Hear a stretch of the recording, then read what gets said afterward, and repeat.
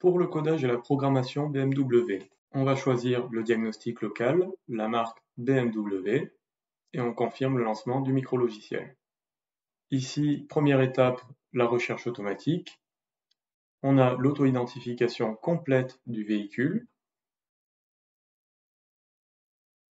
On passe ensuite à l'auto-identification des boîtiers présents sur le véhicule.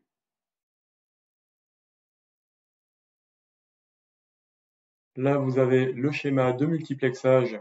On va scanner l'ensemble des boîtiers pour extraire les défauts présents dans les différents modules. On va faire un rapport pré-réparation. On va observer les défauts. Ici, on va s'intéresser à l'EPS, défaut de codage. Donc, EPS, on entre dans le boîtier. Vous faites un imprimé écran des informations du calculateur.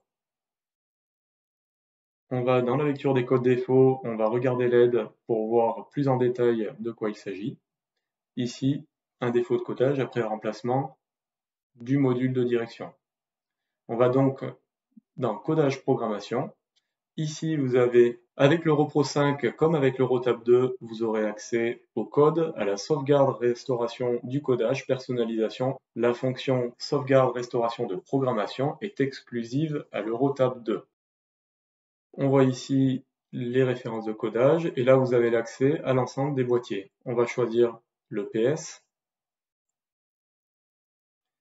Ici vous avez éventuellement, si vous avez une petite étoile, la référence du programme qui convient au véhicule. Sinon, par défaut, vous choisissez la référence de codage la plus récente.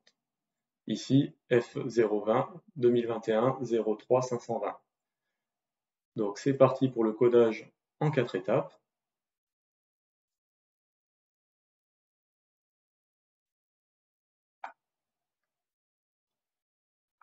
Le codage est terminé.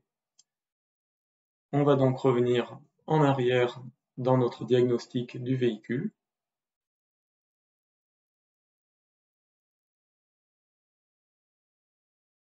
Après lecture, on observe dans l'EPS que le code n'est plus le même. On passe donc maintenant à l'étape d'initialisation du module après codage. Vous choisissez particularité codage EPS. Ici, en 1, la description. Vous aurez toutes les informations sur le fonctionnement du système et un guidage pour les procédures à suivre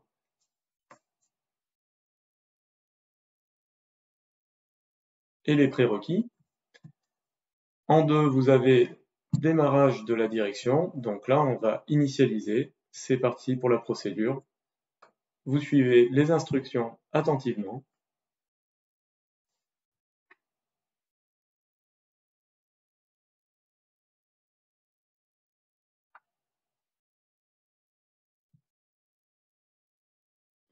Première étape, le mode transport est donc désactivé.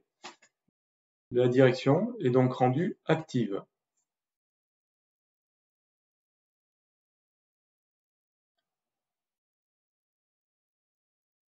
Deuxième étape, on vous informe de la procédure qu'il va falloir suivre pour apprendre les fins de course de la direction. Maintenant, il faut exécuter les opérations, les unes après les autres, telles qu'elles sont listées.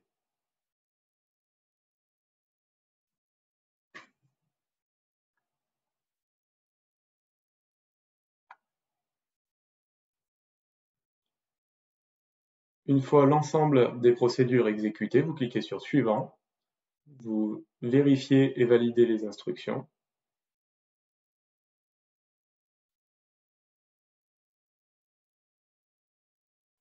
N'oubliez pas de respecter les temporisations. L'apprentissage est donc maintenant effectué.